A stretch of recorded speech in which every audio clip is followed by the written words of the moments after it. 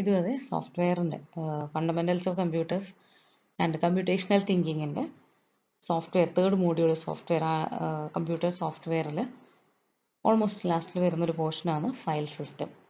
ഓരോ ഓപ്പറേറ്റിംഗ് സിസ്റ്റത്തിനും ഓരോ സെപ്പറേറ്റ് ഫയൽ സിസ്റ്റംസ് ഉണ്ടാവും. അത് ഫോളോ ചെയ്യുന്ന ഒരു മെത്തേഡ് ഓഫ് സ്റ്റോറിങ് ഉണ്ടാവും.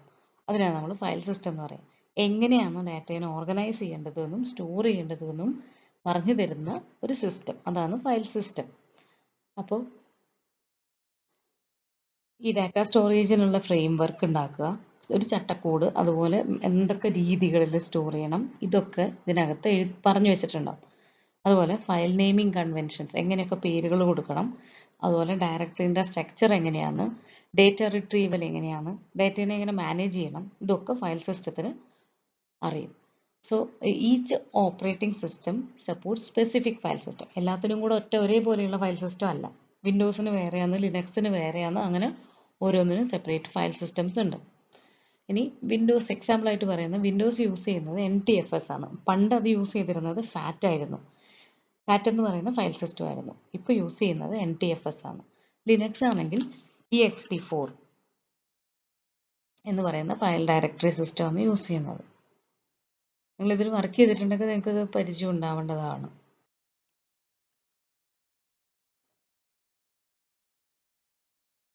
ഇനി NTFSൽ എന്താ പറയുന്നത് വെച്ചാൽ, ഈ NTFS ഡെവലപ്പ് ചെയ്തിരിക്കുന്നത് മൈക്രോസോഫ്റ്റ് ആണ്. ന്യൂ ടെക്നോളജി ഫയൽ സിസ്റ്റം എന്നാണ് അതിൻ്റെ full name.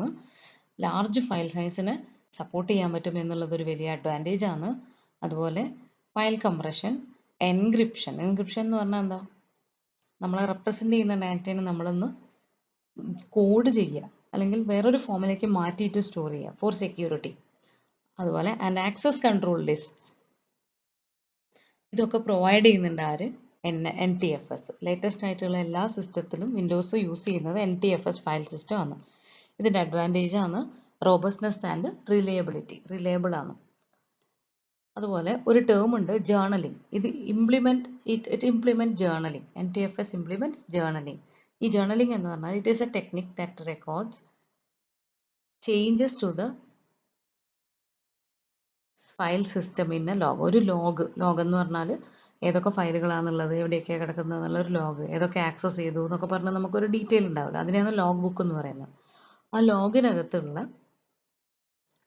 Changes, records change, എന്തൊക്കെ റെക്കോർഡുകൾ ചേഞ്ച് ചെയ്തിട്ടുണ്ട് എന്നുള്ള ഒരു ഇതാണ് ജേർണൽ എന്ന് പറയുന്നത്.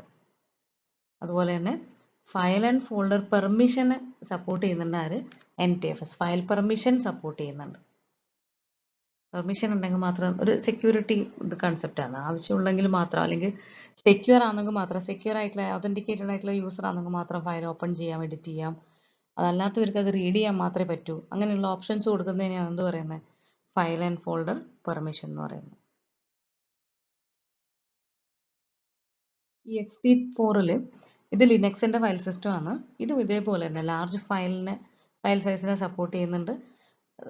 അഗെയിൻ സെയിം ജേർണലിങ്ങിനെ സപ്പോർട്ട് ചെയ്യുന്നുണ്ട്. ജേർണലിംഗ് എന്ന് പറഞ്ഞാൽ ഇറ്റ് റെക്കോർഡ്സ് ദ നമ്മളെ റെക്കോർഡിൽ വരുന്ന ചേഞ്ചസിൻ്റെ ലോഗിൽ കാണുന്ന ഡീറ്റെയിൽസ് ഉണ്ടാവുമല്ലോ, അത് നോട്ട് ചെയ്ത് വെക്കുക. അതാണ് ജേർണലിംഗ് എന്ന് പറയുന്നത്. ഇനി പറയുന്നത് ഫാറ്റിനെ പറ്റിയാണ്. ഫാറ്റ് എന്ന് പറഞ്ഞാൽ ഫയൽ അലൊക്കേഷൻ ടേബിൾ ആണ്. പണ്ട് മൈക്രോസോഫ്റ്റ് യൂസ് ചെയ്തിരുന്ന ഓൾഡർ ഫയൽ സിസ്റ്റം ആയിരുന്നു ഫാറ്റ്. ഇതിനെന്തുണ്ട്, ഒരു ഫയൽ അലൊക്കേഷൻ ടേബിൾ ആണുള്ളത്. അപ്പോൾ ഇതിൻ്റെ ഗുണം എന്താണെന്ന് വെച്ചാൽ, ഇത് ഏത് ഓപ്പറേറ്റിംഗ് സിസ്റ്റത്തിലും കമ്പാറ്റബിൾ ആണ്, എല്ലാത്തിലും വർക്ക് ചെയ്യും. അത് വിൻഡോസ് ആയിക്കോട്ടെ, ലിനക്സ് ആയിക്കോട്ടെ, മാക്കിൻടോഷ് ആയിക്കോട്ടെ.